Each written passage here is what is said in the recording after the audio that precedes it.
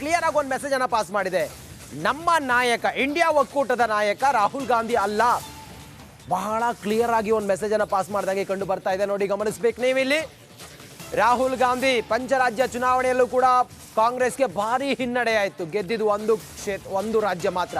Hindi land, Rajasthan, Madhya Pradesh, ಛತ್ತೀಸ್ಗಢದಲ್ಲೂ ಕೂಡ ಸೋಲಾಯಿತು. ರಾಹುಲ್ ಗಾಂಧಿ ನೇತೃತ್ವದಲ್ಲಿ ಲೋಕಸಮರಕ್ಕೆ India ಒಕ್ಕೂಟ ಹೋಗೋದಕ್ಕೆ ಹಿಂದೇಟು ಹಾಕಿದೆ. ರಾಹುಲ್ ಗಾಂಧಿ ಬದಲು ಮಲ್ಲಿಕಾರ್ಜುನ ಖರ್ಗೆ ಅವರ ಹೆಸರನ್ನ ಇಲ್ಲಿ ಪ್ರಸ್ತಾಪ ಮಾಡಿದೆ. ಪಂಚರಾಜ್ಯ ಚುನಾವಣೆಯಲ್ಲೂ ಕೂಡ ಕಾಂಗ್ರೆಸ್ಗೆ ಭಾರಿ ಹಿನ್ನಡೆ ಆಯಿತು. ರಾಹುಲ್ ಗಾಂಧಿ ಅವರ ನಾಯಕತ್ವದಲ್ಲಿ ನಾವು ಇಂಡಿಯಾ ಒಕ್ಕೂಟವನ್ನು ಮುನ್ನಡೆಸ್ಕೊಂಡು ಹೋದರೆ ಬಹಳ ಕಷ್ಟ. ಮೋದಿ ಮೇನಿಯಾದ ಮುಂದೆ ನಾವು ಈಜಾಡೋದು ಬಹಳ ಕಷ್ಟ ಅನ್ನೋದು ಈ ಇಂಡಿಯಾ ಒಕ್ಕೂಟಕ್ಕೆ ಅರ್ಥ ಆದ ಹಾಗೆ ಕಾಣಿಸ್ತಾ ಇದೆ. ಖರ್ಗೆ ಕಾರ್ಡನ್ನು ಪ್ಲೇ ಮಾಡಿದರೆ ಮುಂದೆ ಇದು ಅನುಕೂಲ ಆಗಬಹುದು. ಜಾತಿ ಸಮೀಕರಣದಿಂದ ಹಿಡಿದು ಮತ್ತೆ ಬೇರೆ ರೀತಿಯಲ್ಲೂ ಕೂಡ ಇದು ಅನುಕೂಲ ಆಗಬಹುದು. ಮತ್ತೆ ಇಂಡಿಯಾ ಒಕ್ಕೂಟದಲ್ಲಿ ಬೇರೆ ಬೇರೆ ಪಾರ್ಟಿಗಳು ಇರೋದ್ರಿಂದ ಅವರೆಲ್ಲರೂ ಕೂಡ ಮಮತಾ ಬ್ಯಾನರ್ಜಿಯಿಂದ ಹಿಡಿದು ಕೆಲ ನಾಯಕರು ರಾಷ್ಟ್ರ ರಾಜಕಾರಣಕ್ಕೆ ಬರಬೇಕು ಅನ್ನುವ ಹಪಹಪಿಯನ್ನು ವ್ಯಕ್ತಪಡಿಸ್ತಾ ಇದ್ರು ಸ್ಮಿತಾ.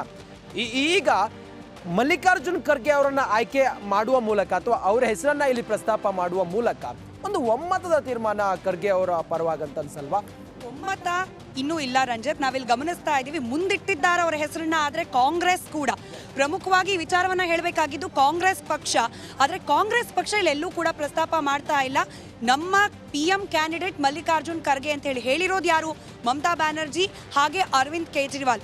ನೋ ಡೌಟ್ ಮಮತಾ ಬ್ಯಾನರ್ಜಿ ಅವ್ರಿಗೂ ಗೊತ್ತು, ಹಾಗೆ ಅರವಿಂದ್ ಕೇಜ್ರಿವಾಲ್ ಅವ್ರಿಗೂ ಗೊತ್ತು, ನಾವೇ ಪ್ರಧಾನಿ ಅಭ್ಯರ್ಥಿ ಆಗ್ತೀವಿ ಅಂತಂದ್ರೆ INDA ಮೈತ್ರಿಕೂಟದಲ್ಲಿ ಇದಕ್ಕೆ ಅವಕಾಶಗಳು ಸಿಗೋದು ಕಮ್ಮಿ, ಆಕ್ಷೇಪಗಳೇ ವ್ಯಕ್ತವಾಗೋದು ಜಾಸ್ತಿ. ಇನ್ನೊಂದು ಆಯ್ಕೆ ಅಂತಿದ್ದು ನಿತೀಶ್ ಕುಮಾರ್ ಅವರು, ಅವ್ರಿಗೆ ಬೆಂಬಲವಾಗಿ ನಿಲ್ಲುತ್ತಾ ಅದು ಇನ್ನೂ ಡೌಟ್ಫುಲ್ ಆಗಿರೋದ್ರಿಂದ ಸದ್ಯಕ್ಕೆ ಮಲ್ಲಿಕಾರ್ಜುನ್ ಖರ್ಗೆ ಅವರ ಹೆಸರಲ್ಲಿ ಚುನಾವಣೆಯನ್ನ ಕಂಟೆಸ್ಟ್ ಮಾಡಿದ್ರೆ ರಾಹುಲ್ ಗಾಂಧಿ ಅವರ ಹೆಸರಲ್ಲಿ ಕಂಟೆಸ್ಟ್ ಮಾಡೋದಕ್ಕಿಂತ ಹೆಚ್ಚಿನ ಪರಿಣಾಮಗಳು ಪಾಸಿಟಿವ್ ಆಗಿ ಆಗಬಹುದು ಅನ್ನೋ ಚಿಂತನೆ ಇದ್ದಿರಬಹುದು. ಆದರೆ ಕಾಂಗ್ರೆಸ್ ಪಕ್ಷ ರಾಹುಲ್ ಗಾಂಧಿ ಅವರ ನೇತೃತ್ವ ಇಲ್ಲ, ಅವರ ಮುಂದಾಳತ್ವ ಇಲ್ಲ ಅಂತ ಹೇಳಿ ಬಹಳ ಸ್ಮಾರ್ಟ್ ಆಗಿ ಹೇಳೋ ಮೂಲಕ ಮಲ್ಲಿಕಾರ್ಜುನ್ ಖರ್ಗೆ ಅವರ ಹೆಸರನ್ನ ಡೈರೆಕ್ಟ್ ಆಗಿ ಅಫಿಷಿಯಲಿ ಹೇಳ್ದಲೆ ಆಯ್ತು ಇದಕ್ಕೆ ನಮ್ಮ ಬೆಂಬಲ ಇದೆ ಅಂತ ಹೇಳೋ ಮೂಲಕ ಅಗೇನ್ ಇಲ್ಲೂ ಕೂಡ ಕ್ಯಾಲ್ಕುಲೇಷನ್ ನಾವು ಗಮನಿಸಬೇಕಾಗಿರೋದು ಜಾತಿ ಸಮೀಕರಣ. ಜಾತಿಯ ಆಧಾರದ ಮೇಲೆ ಗಳಿಸಬಹುದಾದ ವೋಟ್ಗಳ ಲೆಕ್ಕಾಚಾರವನ್ನ ಇಟ್ಕೊಂಡೇನೆ ಬಹುತೇಕ ಈ ಲಾಜಿಕ್ ಕಾರ್ಡನ್ನ ಪ್ಲೇ ಮಾಡಲಿಕ್ಕೆ ಕಾಂಗ್ರೆಸ್ ಟ್ರೈ ಮಾಡ್ತಿರಬಹುದು. ಬಟ್ ಅಫಿಷಿಯಲಿ ಕಾಂಗ್ರೆಸ್ ಪಕ್ಷ ಹೇಳಬೇಕಾಗತ್ತೆ.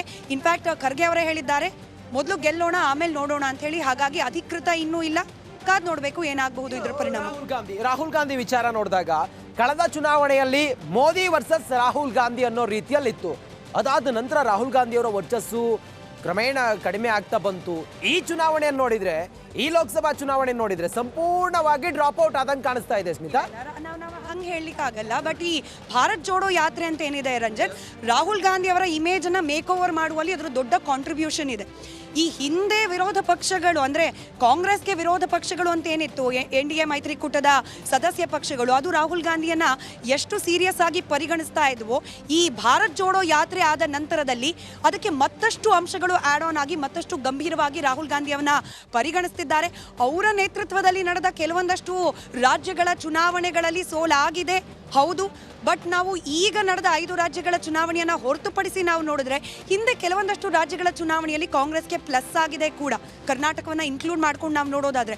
ಹೀಗಾಗಿ ರಾಹುಲ್ ಗಾಂಧಿ ಅವರ ನೇತೃತ್ವವನ್ನ ಹಿರಿಯರು, INDA ಮೈತ್ರಿಕೂಟದಲ್ಲಿರುವ ಹಿರಿಯರು ಒಪ್ಲಿಕ್ಕೆ ಸಾಧ್ಯ ಇಲ್ಲ ಅನ್ನೋದು ಒಂದು ಅಂಶ ಇಲ್ಲಿ ಪ್ರಮುಖವಾಗಿ ಪ್ಲೇ ಆಗ್ತಾ ಇರಬಹುದು. ಈ ಕಾರಣಕ್ಕೋಸ್ಕರ ರಾಹುಲ್ ಗಾಂಧಿ ಬೇಡ ಅನ್ನೋ ಚಿಂತನೆಯನ್ನಾದ್ರೂ ಕಾಂಗ್ರೆಸ್ ಪಕ್ಷ ಮಾಡ್ತಿದ್ಯಾ, ಕಾಂಗ್ರೆಸ್ನ ಹೈಕಮಾಂಡ್ ಮಾಡ್ತಾ ಇದೆಯಾ, ಕಾದ್ ನೋಡಬೇಕು. ಅಫಿಷಿಯಲ್ ಡಿಕ್ಲರೇಷನ್, ಅಫಿಷಿಯಲ್ ಸ್ಟೇಟ್ಮೆಂಟ್ ಬಂದ ನಂತರದಲ್ಲಿ ಇದ್ರ ಬಗ್ಗೆ ನಮ್ಗೆ ಕ್ಲಿಯರ್ ಕಟ್ ನಾಲೆಜ್. ಈಗ ಮಲ್ಲಿಕಾರ್ಜುನ ಖರ್ಗೆ ಅವರಿಗೆ ಪ್ರಧಾನಿ ಅಭ್ಯರ್ಥಿ ಅನ್ನೋ ರೀತಿಯಲ್ಲಿ ಇಂಡಿಯಾ ಒಕ್ಕೂಟ ನೋಡ್ತಾ ಇದೆ ಅನ್ನೋದಾದ್ರೆ ಯಾಕೆ ಬೇಡ? ಅವ್ರು ಯಾಕೆ ಅದನ್ನು ತಿರಸ್ಕಾರ ಮಾಡ್ತಿರೋದು? ಯಾಕೆ ಆ ರಾಜಕೀಯ ಒಂದು ರೀತಿಯಲ್ಲಿ ಇನ್ನರ್ ಪಾಲಿಟಿಕ್ಸ್ ಹೆಂಗಿರುತ್ತೆ ಅಂತ ಸ್ಮಿತಾ?